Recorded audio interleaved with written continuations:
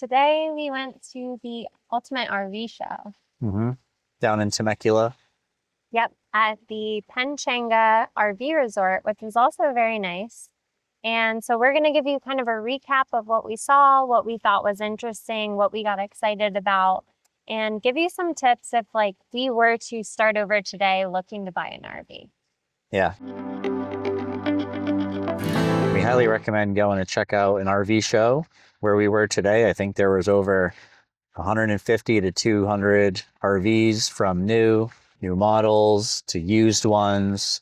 So they had a very large variety with a lot of helpful people on staff.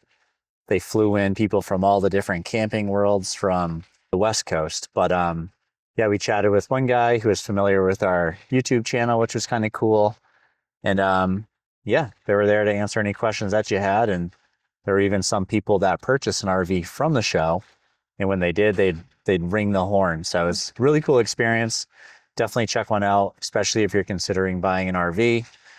Maybe not even one RV show, maybe a couple, because, for example, Brinkley's weren't there, which is completely fine. We saw a good array of other ones, but yeah, let's dive into it. Yeah, I honestly think definitely number one is like really go to the RV shows, get a feel, come with a list, come with your non-negotiables. So kind of have a conversation, and you might not know to start. So going to an RV show is the great way to kind of feel it out, get into the spaces and talk to people, learn about all the differences between them, see different brands all at once. And I think that's going to be the best way to kind of get started and get an idea of what might work for you.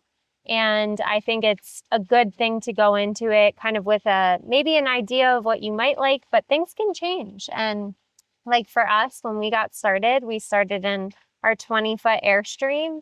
And quickly things changed for us to go to full-time living. And so we decided going bigger, but you might not know that at first. I do not think I would buy from an RV show. So for this next one, I would not buy from an RV show. I think there's definitely obviously offers and deals, but I think from our headache that we went through, and I'll link those videos. Yeah, I would agree with Linz when it comes to, I probably wouldn't buy one from an RV show. Reason being is because it's pretty easy to be impulsive. Like if you're there, you go in one, you love it, it's going to happen. And it's easy to pull the trigger on it because they flash that monthly payment to you, $340 a month, and then, you get excited about it. And then you start living in it. Maybe you notice a thing or two.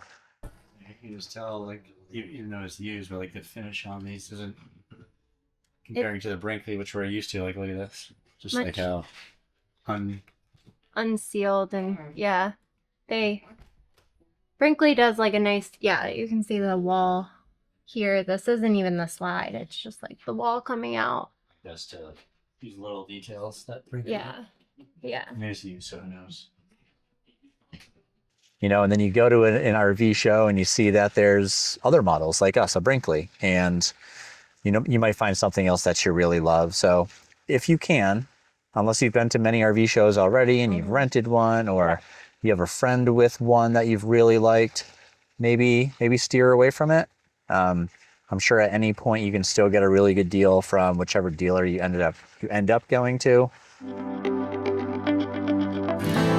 I think I'd go with a smaller boutique RV dealer that maybe could give you a different relationship versus maybe one that's like the bigger, larger ones. We've had some feedback in the comments, so thank you everyone who watches and comments, who have had really amazing experiences with boutique or smaller RVs. We've actually talked to a Bish RV that was really, really nice in Missoula that we really enjoyed, but I'd probably recommend going to those smaller kind of RVs over the bigger corporate ones. But it's really feel it out, get a relationship with the RV dealer that you're going to be working with, because you'll most likely have to talk through some service things at the beginning. So you want to have a good service department that you deal with. When it comes to the actual RV dealership, I don't know. I'd be completely fine going with like we did, a Blue Compass. It turned out pretty crazy, and Lynn said she'll link those videos. But Yeah, I mean, at the end of the day, when you buy one from somewhere, they're trying to get a deal, they're trying to sell it to you. I think if you know what you want, you know what your budget is, you stick to those things, no matter where you go, you should be able to work something out. Let's get into the different types of RVs. So obviously everyone has a different fit and lifestyle. Obviously for us, we ended with a fifth wheel, but let's go through the different options that you have. You have, obviously for people our age, I know the typical is kind of van life. So that's like a class B. So class Bs are kind of smaller, hit in that van life kind of scenario. And then you have obviously fifth wheel that we have. Wheel, it's hanging over like a bed of a truck, and there's pin weight that goes down in the center of the truck bed. And then there's travel trailers going on the hitch of a truck or a car or an SUV. And so like whatever you know that can pull the trailer based on the tongue weight. And so these are calculations for safety that you'll have to do if you're having a pull behind. So we've had both fifth wheel and trailer. And what we like about the lifestyle with those is you can unhitch and go. There's also class A, which are the bigger Coaches think to come. yeah, that are really fancy and They're pretty sick, but well, the good thing about those is you can tow a vehicle behind it if the towing capacity allows, which it should. And some fifth wheels you can do the triple tow too. So it's all about kind of understanding like what kind of lifestyle you want there. And where you're driving through, because apparently you can't triple tow. I don't think I ever would do that, but apparently you can't triple tow through certain states. That, and there's also licenses specific to being able on your length and what you're towing, your weight. You have to have a different license as well. So there's a lot of little nuances and facts and research that you have to do. And then there is toy haulers. So toy haulers are basically fifth wheels or travel trailers that have an additional space that works as a garage. So basically a place for you to put all your toys. And it can be a multifunction room, saves you space on pulling things behind like ATVs, motorcycles, and anything else. Some of them even come with fuel fill-up station. For whatever you want. Toys. Yeah, you fill that with gas. Oh, that's crazy. And then there's class C, which is kind of also kind of like those in between like a van and a bus style that has the overhead on the cab. So those are kind of just like a little bit shorter than the coaches and buses, so the class A's, but not quite the van style class B. I've always been interested in those. An extreme example of this, I'm pretty sure, is an Earth Roamer is one of those. Yeah. But there's some really cool ones. When we were in San Diego for months, we saw a lot pass through. I think it was like D3X or DX3 or something. I don't know the manufacturer, but they look pretty sick. Thing you can tow up to, the guy said, what, 20,000 pounds? Yeah. Yeah, those are cool too. And you can kind of test run some light situations for livability. I think one thing that would be a really good idea before going all into an RV is rent one for a little while. I'd say if you have a capable truck, rent a fifth wheel RV. If you have something that is capable, you can just get a travel trailer and tow that around. But live in one for a couple weeks at least. See what you like about it, what you don't like about it. If you're a taller guy like me, you might not think about that at first, but if you're standing in the shower every day, you want to be able to feel like you're at home or in your bedroom. You can walk through the bedroom door without bumping your head on the door, which happened to me a few times today at the show. So definitely things you'll want to keep in mind. And if you can test it out before you even go to an RV show or before you buy one, even better. So that's a tip that I would give. And another big one is like your purpose. So what do you think your purpose for living? If full-time is even a consideration for you at all, I think storage is a really big thing to keep in mind for that. We are a perfect example of not knowing what our intentions were. We started off going from a rooftop tent camper to going to Airstream, looking at a 16-foot one with the intentions of saying, this is going to replace our rooftop tent for weekend camping, but now we have somewhere that the dogs can stay when we go out. And then it turned into full-time living in a matter of 3 months. So you're probably not going to know exactly what you want, unless you know you're going all in. But again, I think that's why renting one will certainly help. Renting But will help. Yeah. our goal is to make it so you don't go through what we did Yeah. when it comes to getting an RV, getting your vehicle, because it can get pretty costly if you make a lot of the same mistakes that we did. So hopefully this video or the short, whatever it ends up being, helps you guys out. Let's talk about additions. I'm going to do the thinking for you. You don't even have to think about this. Get a dishwasher. A dishwasher while RVing, even if we were doing week at a time or weekends, but full time, if you can, get a dishwasher. It's going to save you so much I time think it would save us like an hour at least a day. a day. Dishwasher, I definitely, hands down, no matter what, definitely add that. Or hey, if you're a washer dryer combo, add that up front. Just think about it. That does add to your weight. Any addition you make adds to your weight. So it's worth understanding your calculations there. The lithium batteries, I think for us are like a no-brainer. Absolutely lithium batteries. If you can negotiate that into the deal, I would just do it up front. And for me, the understanding behind it is like you can run those down to 0. For battery life for, what are they, AGM? AGM, yeah. AGM batteries, like you really, for purposes of longevity, you don't want to run those further than down to 50, but you really don't want to run those down any lower. Each battery is about 100 amp hours, and between AGM and lithium, obviously we went with lithium, so we have about 200 amp hours. And the other difference with AGM versus lithium is that you can run lithium down to 0, whereas the AGM for health and battery purposes, you really only want to go down to 50%, meaning if you have 200 amp hours, you're actually only really going to have 100 amp hours of usage. So for ideal scenarios, you'll want to kind of up that. And then if you're thinking of solar and having a solar charge controller, also things to note is that the lithium can actually recharge faster for the batteries, around an hour to 5 hours for charge, whereas the AGM, that is going to actually be 5 to 12 hours for the AGM batteries to be brought back up. So with lithium, you're wasting less of your solar charge to recharge those batteries back up. We do have a temperature control box, so for lithium, you will have to keep in mind that you don't want temperatures for charging to drop below 32 degrees, so there is switches on heater control boxes for that. And then for AGM, those can withstand higher and lower temperatures, but for the most part, we think if you're thinking of boondocking and just for the longevity of batteries, we highly recommend trying to negotiate lithium batteries. I strongly think lithium is worth it. I think so too. Yeah. Lithium's worth it. And then Lithium or bust. lithium or bust.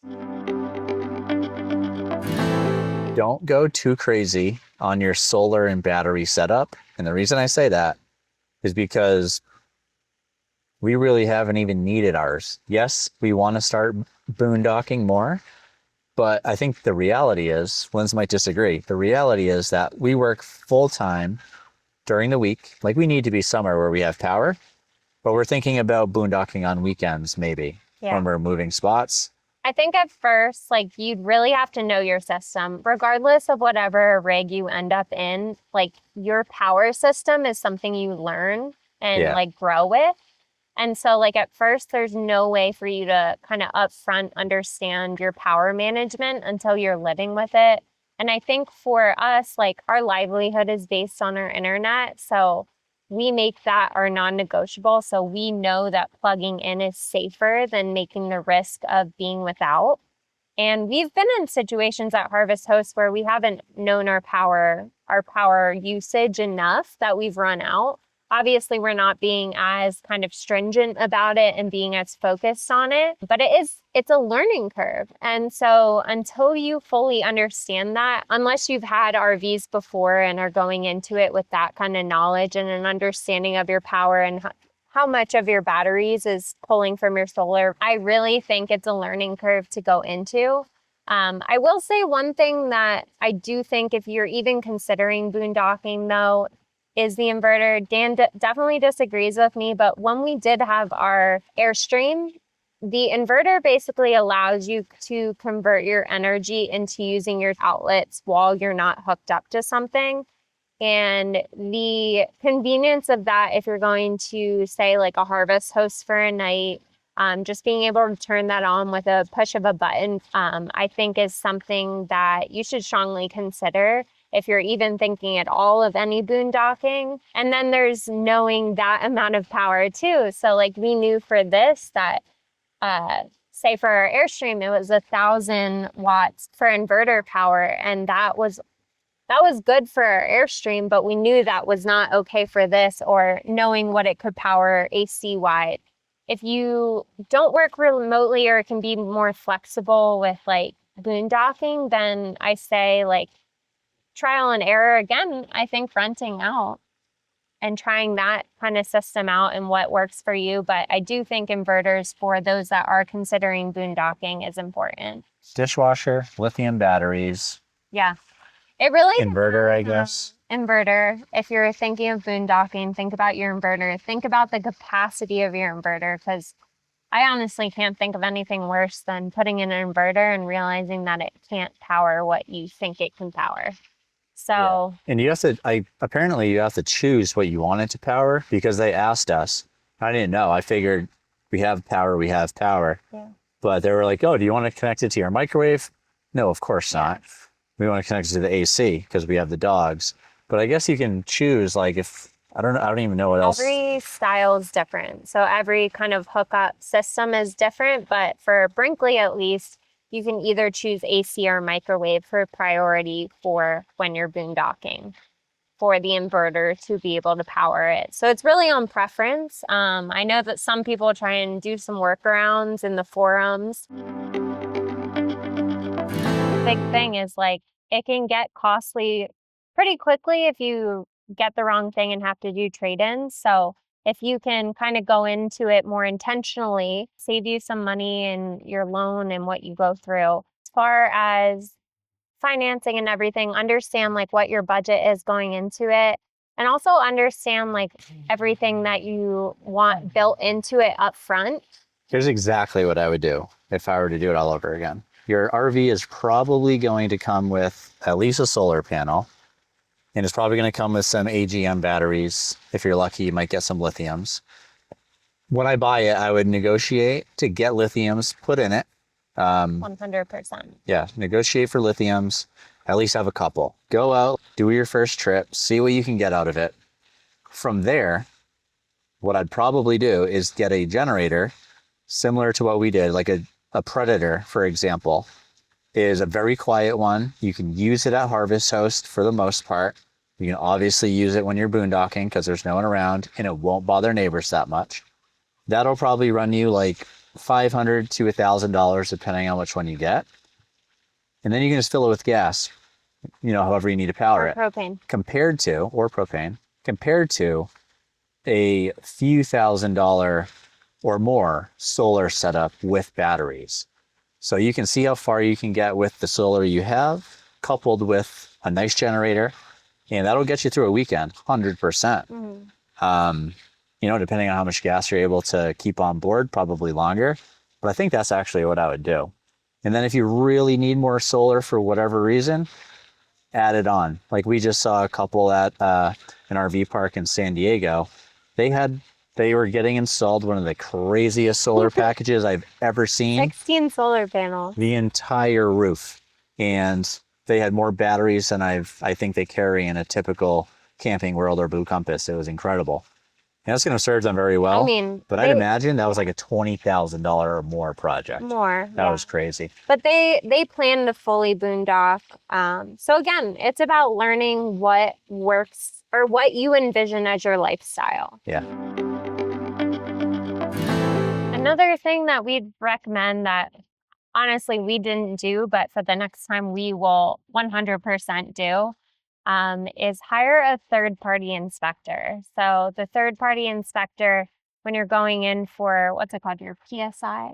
Something like that. PDI, I think it's actually called, PDI. but I don't know what that stands for.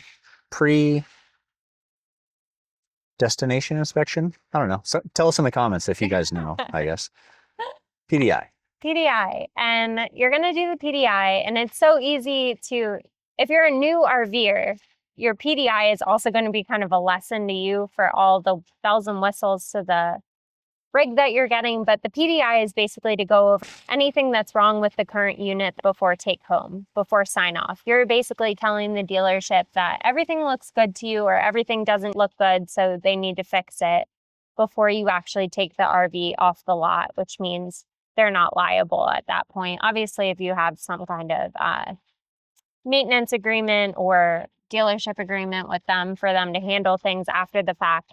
But basically, it's like you're taking that home as is and agreeing to buy it that way.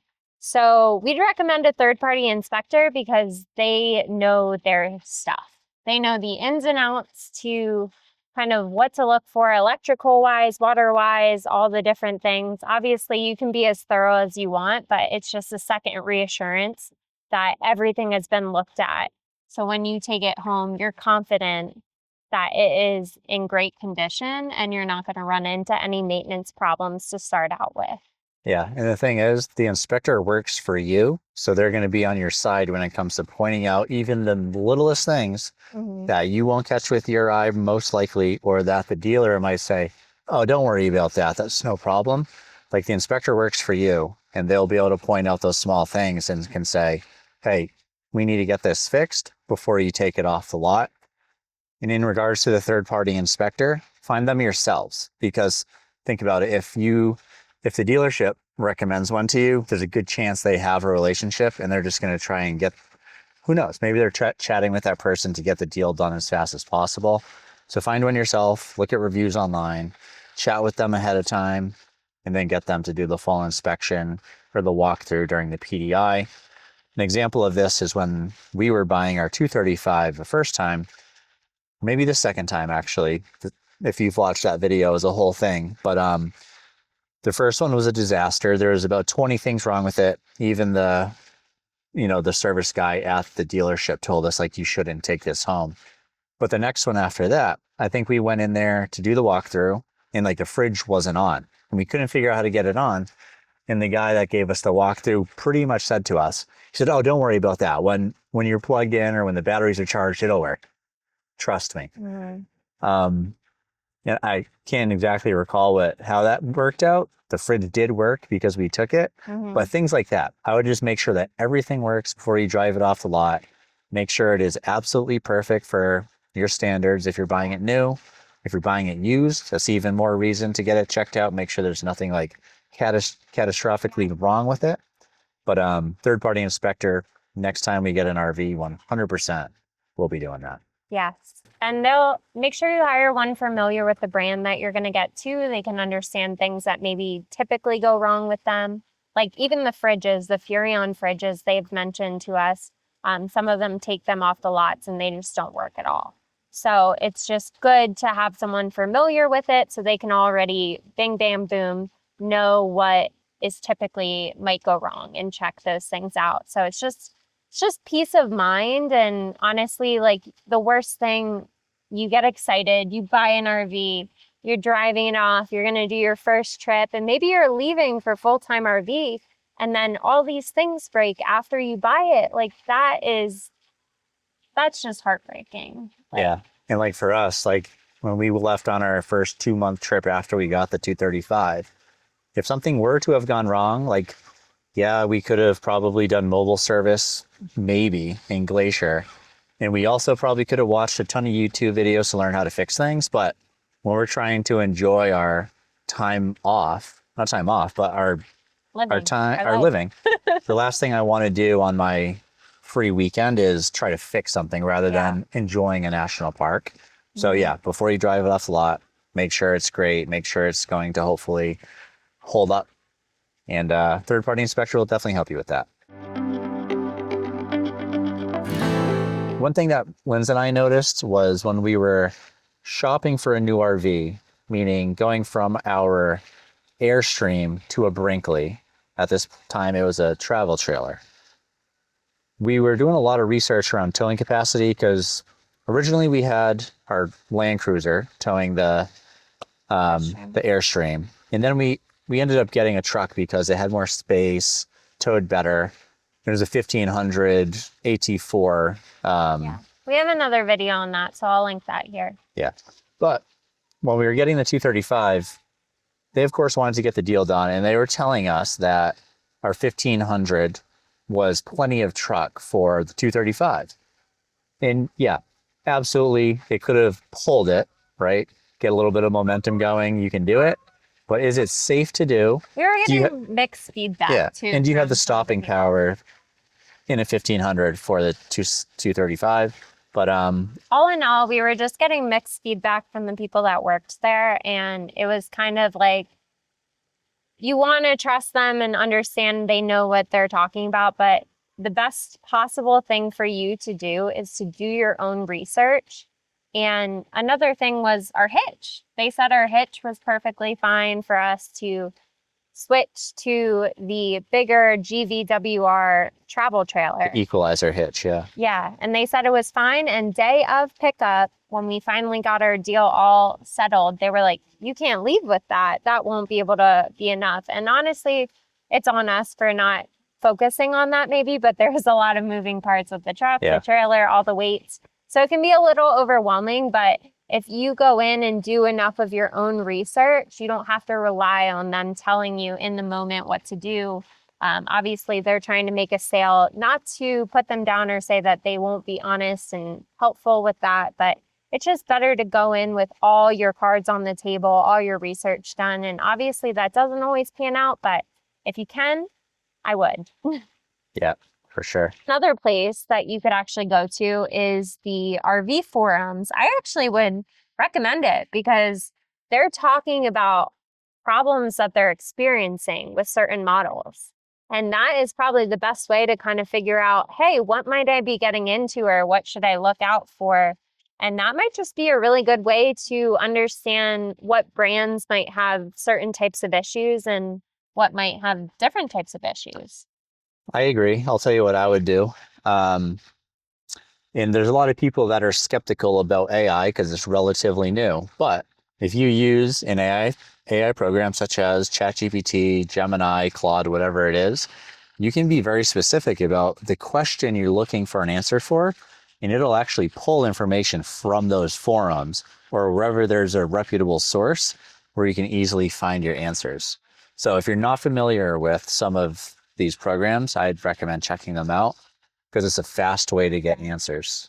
Or one place I like, if you like YouTube videos and you feel like they're really informational, obviously you're on YouTube, but LM Notebook. You can actually, if you find one video that you found Notebook LM.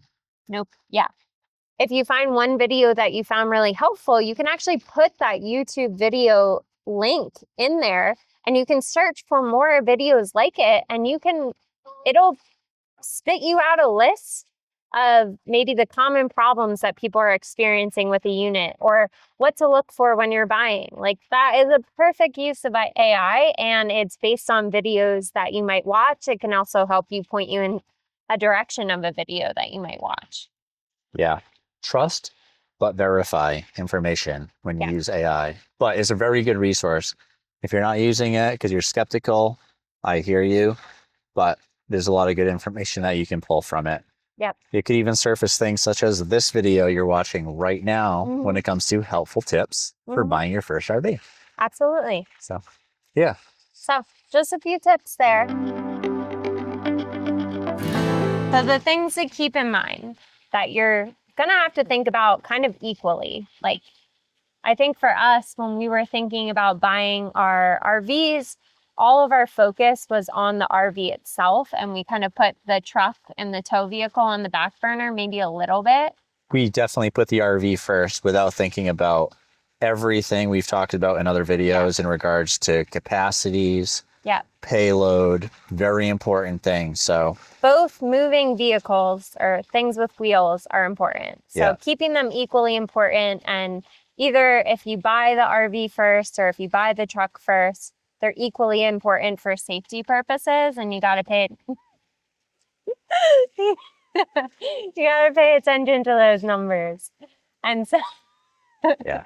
So here's what I would do. If you already have a truck, right, and you're in a good spot with the vehicle, you like it, get something that works with that truck, right? No need to spend a lot of money on an RV and the truck. If you're going full time and you need something big, that's probably when you're going to want to really understand what vehicle you'll need in order to pull the rig that you want to get. if you're going to make it work with what you have and money is conscious and you have a truck that can make it work with a trailer, you're going to want to do the calculations for whatever that truck can carry and only look at those RVs, because you can get into the stuff and get really googly-eyed over all the other things. So you're going to want to do that. And then vice versa, if you're thinking full-time and you're like, well, we can afford to up the truck to make it work to comfortably live full-time, and you're going to do both, then you need to really hardcore. Then I would say trailer comes first for at least what you want lifestyle-wise. But then you're really going to have to look at the numbers for what kind of truck you're going to pull with. Yeah, if we were to do it all over again, I think that's exactly what I would do at this point. Ideally, you avoid going through what we did, which was having really 4 different tow vehicles in less than a year. Pick the trailer you want and then get the vehicle that you need to support it. Yeah. And not going through the same kind of iterations like we did will also save you, because obviously you're rolling into different loans if you go that route. So financially, it's not really sound to do that. What's most important, we learned this from the Daydreamers, Keep Your Daydream. I think they have a saying for it. I'm going to butcher it, but they basically say, just get it and go. Get your rig and just go. You'll figure it out as you go. Yeah, it'll be frustrating at times, but you'll figure it out. You'll get what you need.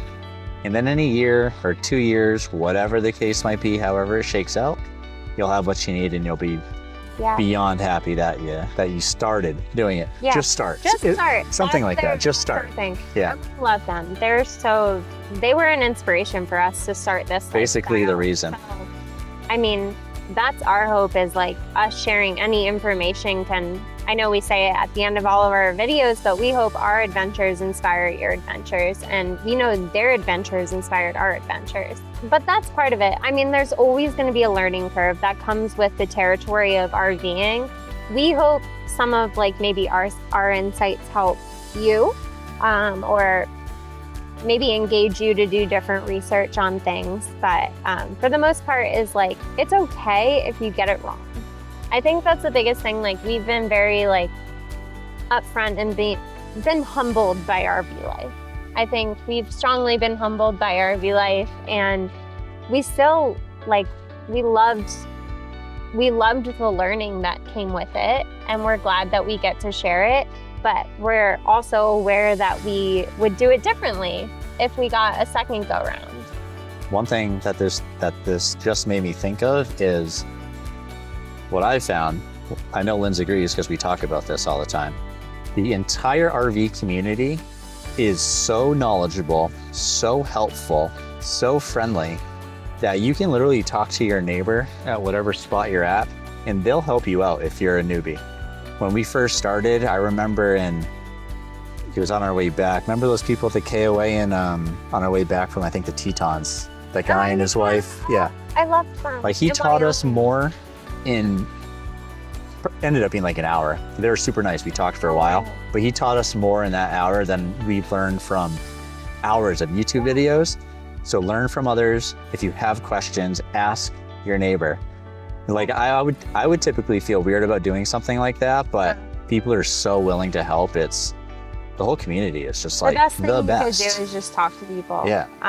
Everyone's so nice. And I feel like that's part of it, is everyone's been humbled at some point, or everyone's gone through a struggle with it at some point, or had a learning curve, that it's so typical for you to be able to talk about that and share. If you could share with someone, and if you want to drop a comment and share maybe your biggest learning moment, that would help someone else. So I think that's the whole point, is just like learn something, live it good, and then share it. Yeah, live it good and share it. Well, like always, thank you guys for tuning in and watching us. We hope our adventures inspire your adventures, and we hope you found this video helpful, or at least insightful, or maybe you're gonna teach us something in the comments. But either way, we're so glad you stuck around, and if you like what you see, hit that like button below and Subscribe. subscribe.